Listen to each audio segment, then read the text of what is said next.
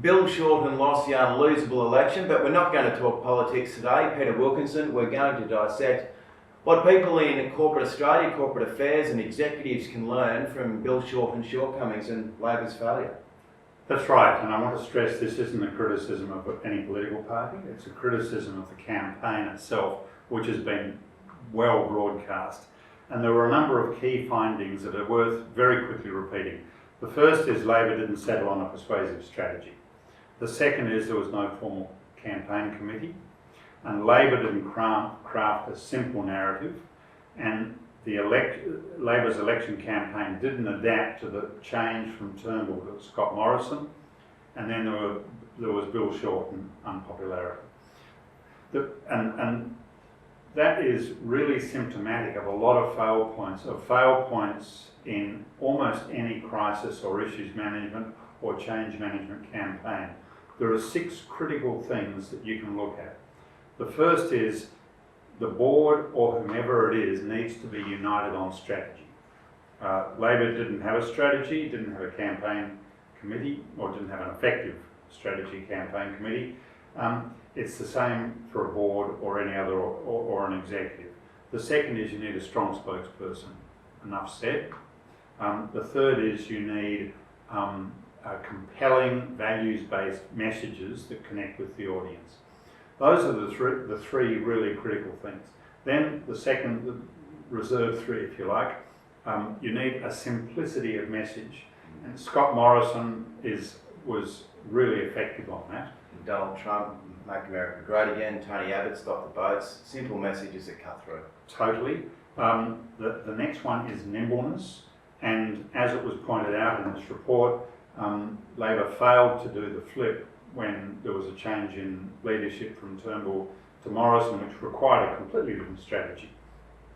The final one is resourcing. You've got to have the dough and the staff to make it work.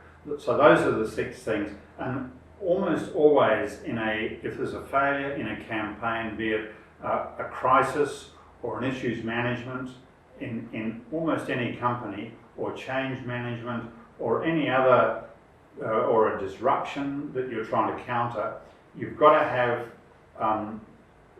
if there's a failure, you can almost always identify it amongst those 6. And in Labor's case, it was 4 out of 6 that were fails. So if we're in corporate affairs, how do we now design a campaign and take that away from politics? Right, there's a very easy way of doing it. And again, you can see this in campaigns, and it's so good watching politics because politics is always in crisis. And so you can see these people under stress, and when they do it, it's going to be really interesting watching Boris Johnson and how he manages through the Brexit. And it's going to be very interesting watching the run-up to the primaries in the United States. Look for the candidates that's got clear messages. Look for the party that's united. Look for the strong spokesperson. Just look for those things. The first thing you need is you've got to define your aim. Now with politics, I'm always a bit suspicious. I watch, is the aim to make a better Australia, or is the aim to crucify the bastards on the other side and get them power at all costs? Unfortunately, too much of the latter in recent years. So you've just got to watch what your aim is. Then you can very quickly drop down to objectives, and you don't want to have too many objectives. But if your aim is to build a better Australia, an objective is to get to power, and an objective is a diverse cabinet with gender equality. An objective is to strong growth with jobs. An objective is a balanced budget. An objective is climate change policy that connects with the community. Those kinds of things. Then, and you can look at stakeholders with those too. You can look in the last election, we watched Queensland being different to Melbourne on coal, those kinds of things. So you can look for how you communicate with different stakeholders. Then so you've got your aim, you've got your objectives, then you can drop down to strategies and tactics. Strategies are how you do something, tactics are what you actually do. So a strategy might be to run a proactive media campaign or a reactive campaign, or to do very few interviews because you're not confident of your spokesperson. That's a strategy. Your tactics is actually what you do day by day. So it's aims, objectives,